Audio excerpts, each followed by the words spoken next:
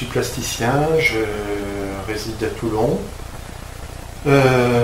Mon itinéraire artistique commence au début des années 80, où j'ai un travail qui va s'attacher à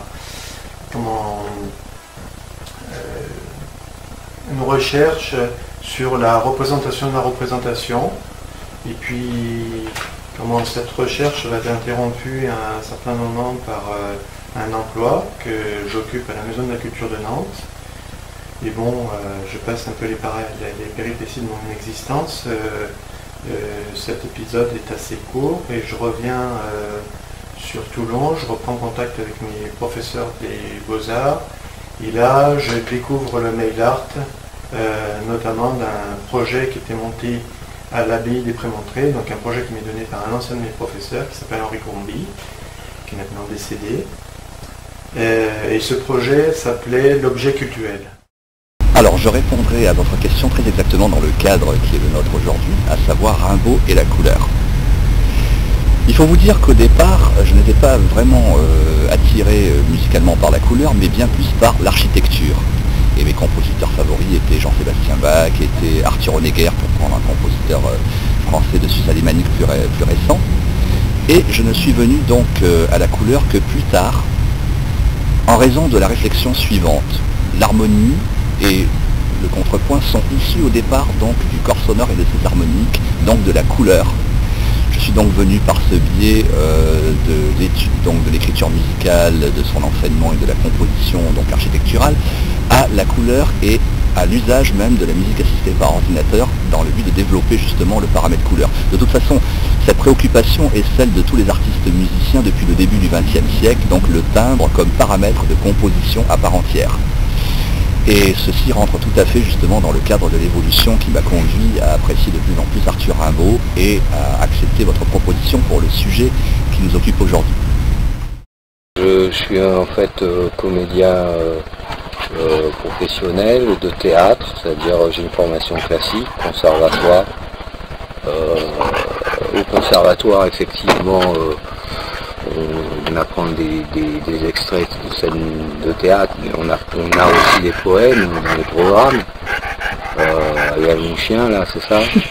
Et donc les programmes, dans les programmes, il y a effectivement la diction, les poésies, et donc on travaille, on dit du Rimbaud assez souvent dans les écoles de théâtre. Et donc cette passion de Rimbaud, elle est venue à ce moment-là, elle est venue dans mes études de théâtre, puis elle s'est imposée, quoi. Je veux dire, à partir du moment où j'ai commencé à dire du Rimbaud, pas que j'ai eu du mal à dire autre chose, mais j'ai toujours... oui, voilà, le lien que j'ai eu avec Arthur Rimbaud, c'est au tout début de mes études.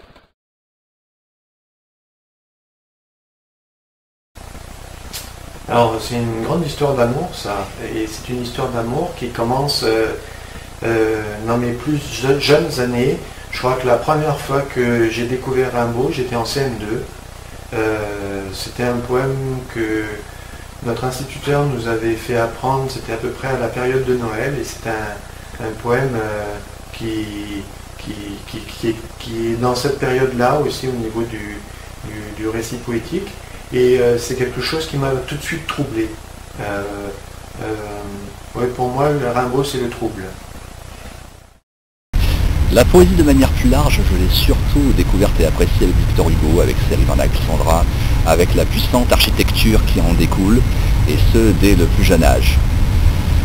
Rimbaud m'a fasciné par justement le poème Hop, par les illuminations en général, par le bateau ivre, par ce défi lancé à l'imaginaire, la possibilité de la création d'une œuvre artistique à partir vraiment de l'imaginaire, de ce qu'on pourrait appeler, qualifier de voyance par beaucoup de critiques qui parlent actuellement d'Arthur Rimbaud, et vision à laquelle j'adhère totalement.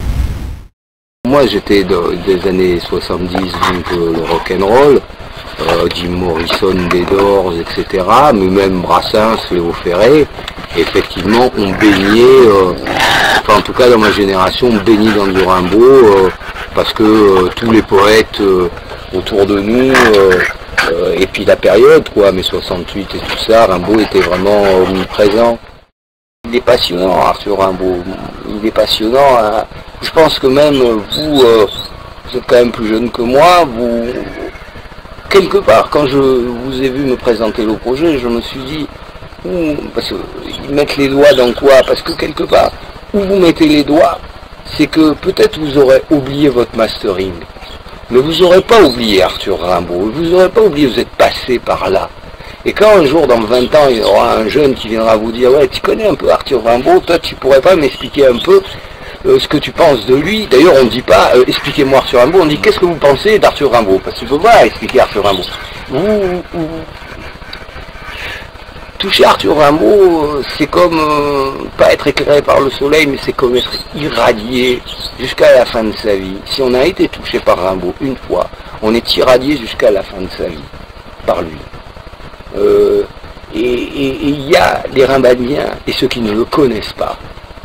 Voilà, il n'y a pas des amateurs de Rimbaud, il y a des Rimbadiens et ceux qui ne le connaissent pas. Alors très basiquement, j'aimerais apporter ma pierre et puis célébrer cet immense poète.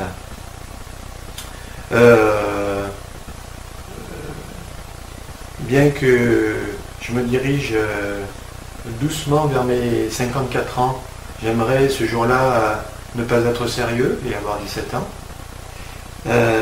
Et donc pouvoir proposer un petit peu mes couleurs Rimbaud, donc peut-être les livres d'artistes que j'ai fait en regard à cette manifestation, peut-être présenter cette installation sonore, et puis très certainement jouer avec le public présent, avec un petit jeu, je ne prétends pas que ce soit de la poésie, mais c'est un petit jeu verbal autour ou à partir des voyelles. Rimbaud est un artiste français et que j'ai toujours été interpellé par cette double nécessité pour l'artiste français d'une grande rigueur quant à l'architecture, les jardins à la française, etc. Et en même temps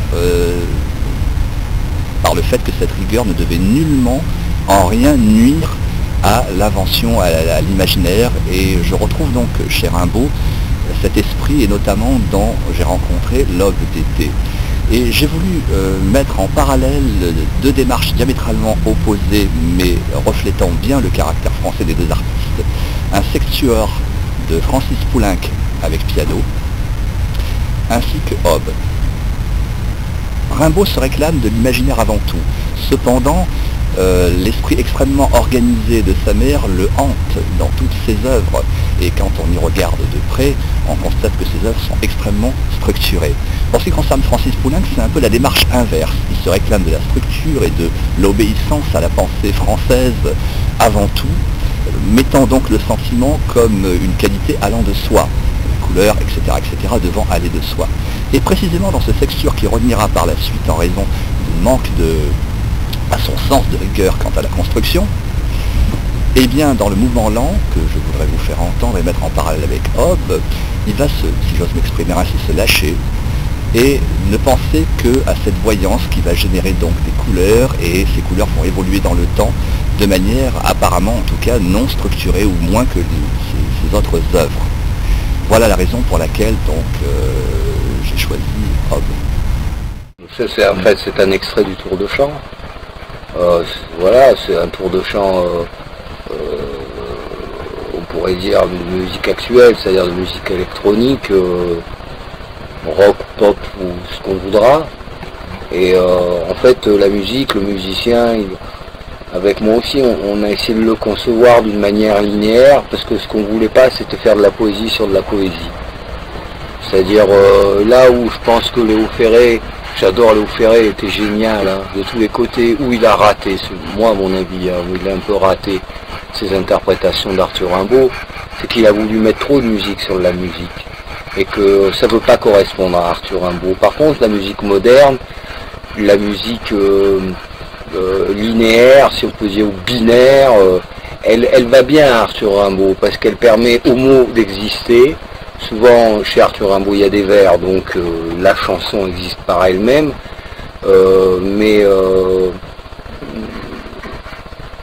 Voilà, oui,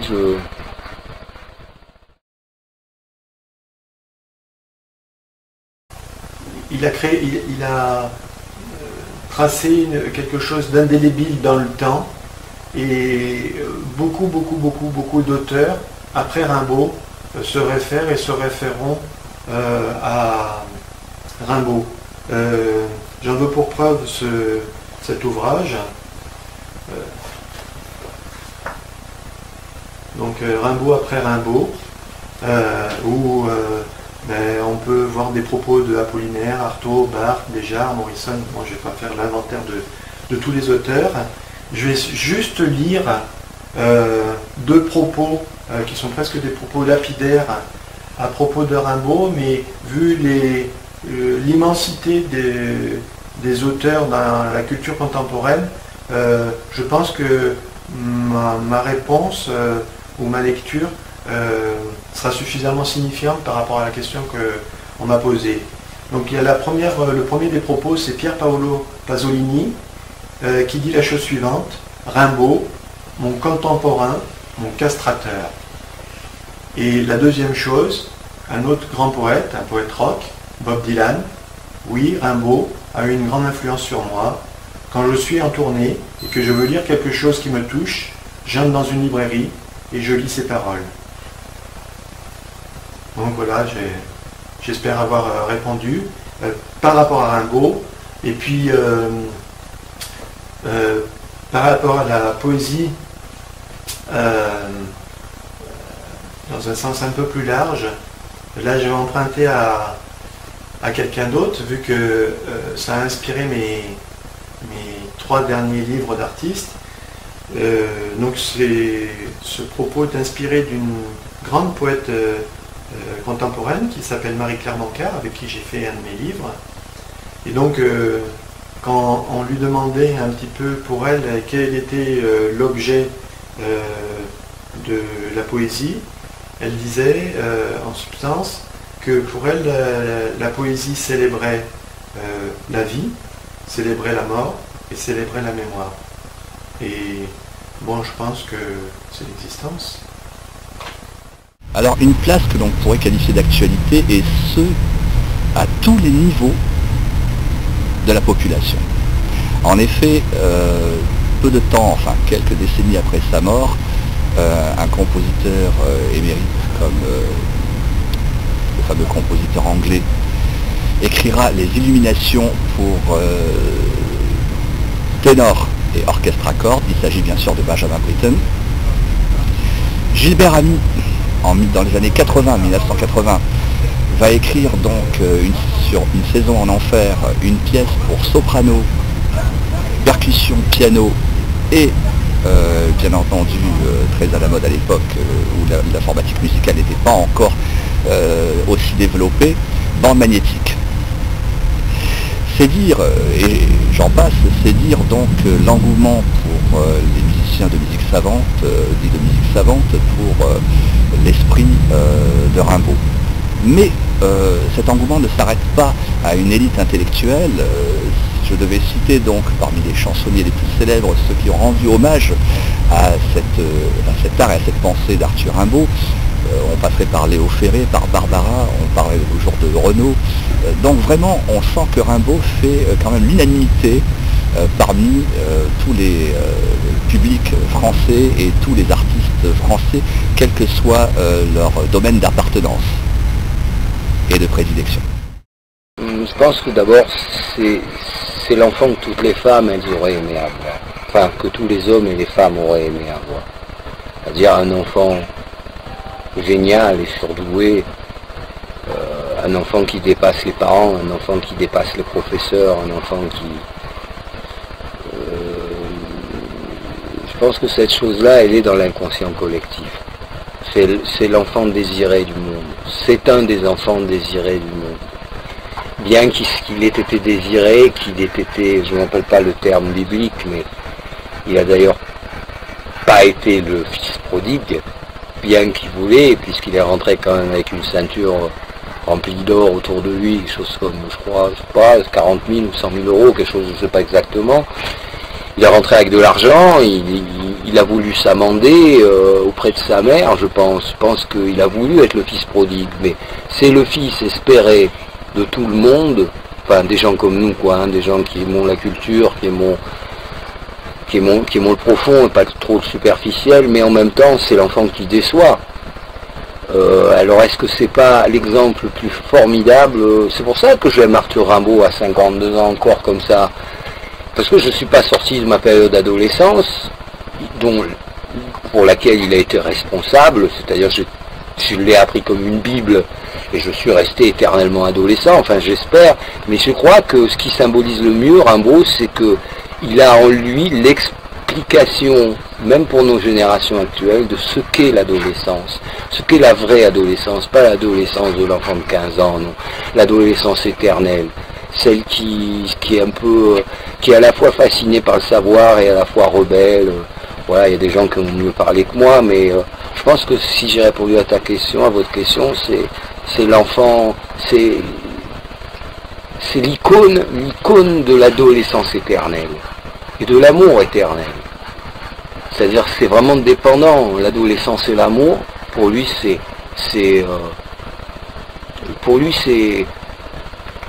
crucial. Il va même jusqu'en mourir, on pourrait dire, en tout cas de tristesse et puis d'éloignement. Il était quand même au fin fond du monde, lui qui était connu en France, qui était largement l'équivalent d'un Bec BD, mais largement, et qui était connu comme ça. Et il faut voir, Bec BD refuser vous voyez, ce genre de mec refuser la gloire et partir au fin fond de l'Australie, dans le bush, et se faire oublier de tout le monde. Voilà, moi, il reste vivant en moi parce que il est incompris, incompréhensible quelque part. Il n'a pas voulu être vraiment compris. Il charrie en lui, voilà, moi je l'ai dit tout à l'heure, il charrie en lui la complication vaste de ce qu'est la jeunesse éternelle.